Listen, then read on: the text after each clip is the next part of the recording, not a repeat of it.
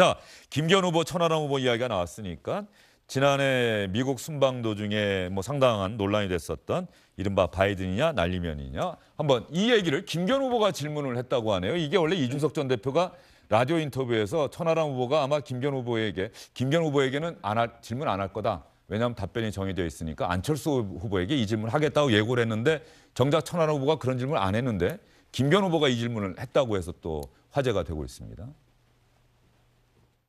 천 후보는 윤석열 대통령이 그 바이든이라고 하는 그 입장에 변화가 없는 것인지 하는 것하고 제가 들어봤습니다만 제가 아무리 들어봐도 바이든인지 아닌지 알 수가 없는 상황이었습니다. 그런데 이 청년을 대표한다는 천 후보께서 본인의 이름을 알리는데 너무 급급한 것이 아닌가, 사실 팩트 확인에 충실하지 않고 있는 것이 아닌가 하는 생각이 드는데, 저는 여전히 바이든이 맞다라고 생각하고요. 당시 여러 가지 상황이라든지 그 이후에 그 대통령실의 홍보수석이 했던 여러 발언들이라든지 이런 부분들 종합했을 때 저는 바이든이라고 보는 것이 합리적이라고 보고, 김기현 후보님 처음 시작하실 때 지지율 굉장히 낮지 않으셨습니까? 김장연대 가지고 부족해 보이니까 대통령실에서 총출동해가지고 윤심 논란을 일으켜가지고 또 띄우고, 정말 불공정한 전당대회 핵심에 계시는 분이 저한테 이런 식으로 공격하시는 거는 저는 제가 봤을 때는 사리에 맞지 않는다. 그렇게 답변 드리겠습니다. 알겠습니다. 이번에 저거는 고 의원님 어떻게 보셨어요? 바이든 날리면이 정말 1년 내내 가네요. 네. 마치 이게 꼭 사상 검증하는 것처럼 바이든이라고 들으면 반윤이고 날리면이라고 들으면 친윤이고, 좀 벗어나야 되는데 대통령께서 정리를 안 해주시니까 이게 계속 끌고 가게 되네요. 저는 김기현 후보가 이 질문을 왜 했을까요? 그걸 모르겠어요. 네. 그건 이제 천하람 그 후보에 대한 공격이라고 생각해서 하신 것 같은데 굳이 이 얘기를 꺼냈어야 되느냐 이 생각이 들고요. 저도 솔직히 아무리 들어도 바이든인지 날리면인지 잘 안 들려요, 그 부분은. 예. 이게 날리면이라고 해야 될 것 같긴 한데 안 들려요, 그 부분은. 예.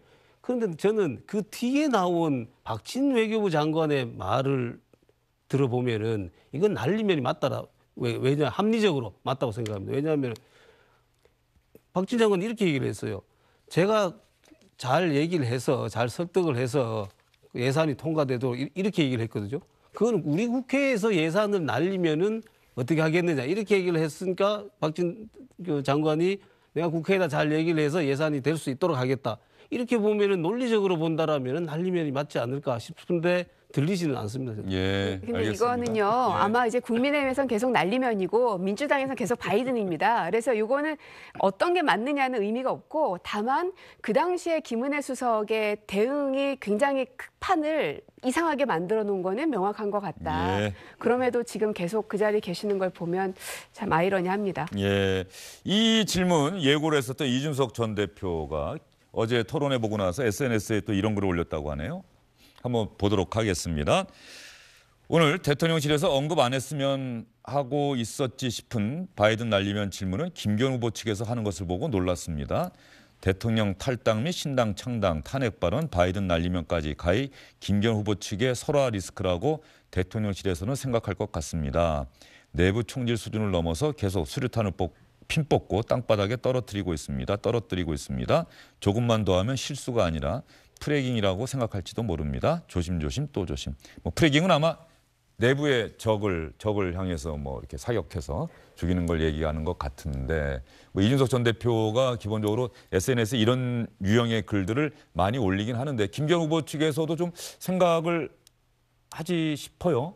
이 글 보면서 내가 과연 어제 이 질문한 게 좀 잘한 건지 어떤 건지, 아까도 왜 했는지 잘 모르겠다고 박 의원님도 말씀하실 정도니까. 잘했는지는 모르겠습니다만은 지금 이준석 대표가 얘기하듯이 이게 그다지 큰 파급력은 이제는 없다. 저는 솔직히 이준석 대표가 얘기하는 정도의 수류탄의 파괴력은 이미 지났다. 이거 이미 이제 국민들은 이제 이 얘기 들으면은 이쪽은 이쪽에 이렇게 듣고 저쪽은 저렇게 듣고 이렇게 생각하시지, 이걸 가지고 다시 뭐 그때 맞느냐 안 맞느냐 뭐 이렇게 생각하지는 않을 것 같습니다. 예. 저는 저 의견에 동의하면서 하나만 더 덧붙이자면 천하람 후보의 인기와 그 상승세를 오히려 저는 이준석 대표가 붙잡고 있다는 생각이 듭니다.